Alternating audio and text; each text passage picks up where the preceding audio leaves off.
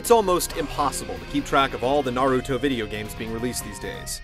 It's quickly reaching the saturation point as the same story can only be told so many times. Making matters worse, many of them rarely end up on the good side of average. An auspicious entry in the series, Naruto Ultimate Ninja Storm, seeks to supplant its lukewarm lineage with style, sass, and some undeniably kick-ass graphics. Does the forecast look good, or will you have to weather this storm? Fire stuff! Two flame bomb!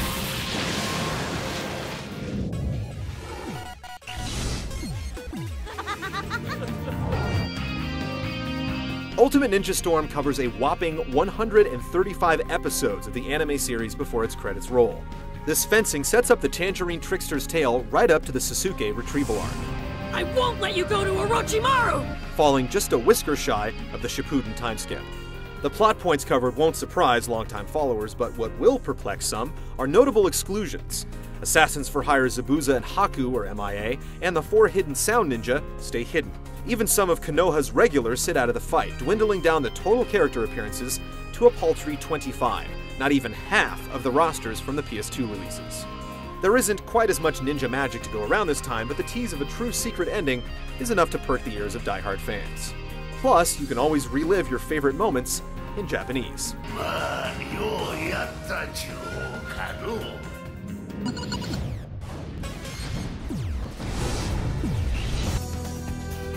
Like Ultimate Ninja 3 and Rise of a Ninja before it, Storm drops players under the verdant canopies of Konoha Village, an open-world hub suitable for some quest-taking, scroll collecting, and treasure finding when the opportunity presents itself. The world is inviting, allowing players to stretch their legs with some fancy somersaults, harrowing Naruto cannons, and breakneck sprints through the streets. As a ninja for hire, you'll find that there's almost always something that needs to get done in the village, shown by telltale markers on the map.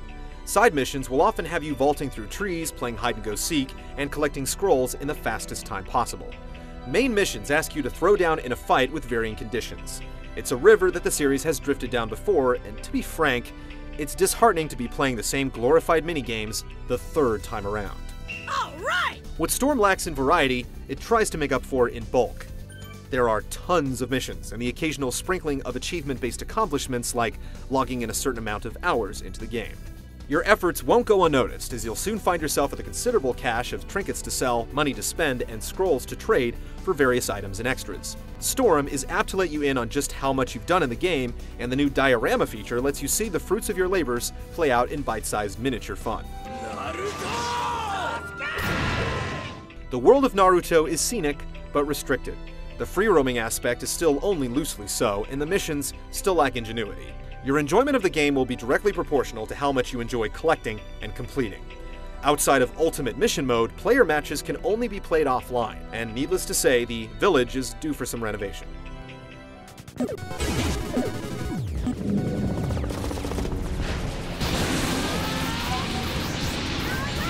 Naruto has always found more answers with his fists than his wits, and combat is the primary focus here.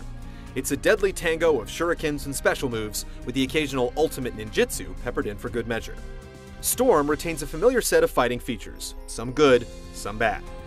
Good are the substitution jutsus, split-second maneuvers that answer aggression with a poof of smoke. Bad are the combos, which could still use a bit more depth than circle, circle, circle, down plus circle. You get the idea. The giant boss battles of Ultimate Ninja 3 also return, bolstered by some God of War-style QuickTime events during the more cinematic moments of the fight. There's only about 3 in all, but at least they break up some of the monotony. And then there are the new additions, which include a questionable new camera angle, character assists a la Marvel vs. Capcom 2, and Awakening Mode, which, as the name implies, gives your character's true potential a stiff nudge and a corresponding transformation. Rack up the combos, and you'll even enter Storm Mode, setting your character ablaze to get your Samurai Showdown on. Just like its ilk, Storm's easy to play and even easier to master. It's great for young ninjas, but not so much for the older crowd. The game sometimes sparkles with opportune substitution jutsus and well-timed assists, but for the most part, Storm's still playing with the same rusted tools. How shall I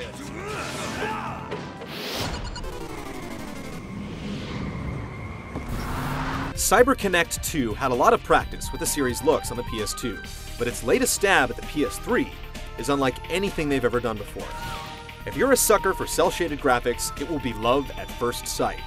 In motion, the prismatic visuals could very much pass itself off as an episode of the show, combined with its jaw-dropping animations, subtle motion blur effects, and frenetic flair for fan service. It is simply a sight to behold. The placid Konoha village is remarkably replicated, yet the background stages could use a little more diversity. Slight issues aside, Ultimate Ninja Storm is a visual knockout. No game has come closer to destroying the line between pencil and pixel than Naruto Ultimate Ninja Storm. But after the honeymoon is over, the romance doesn't last. The series is struggling for some new ideas, and this game isn't going to be the one to provide them. Still, if you're jonesing for some jutsu, you'd better believe that Storm isn't a bad game. It's just not a great one either.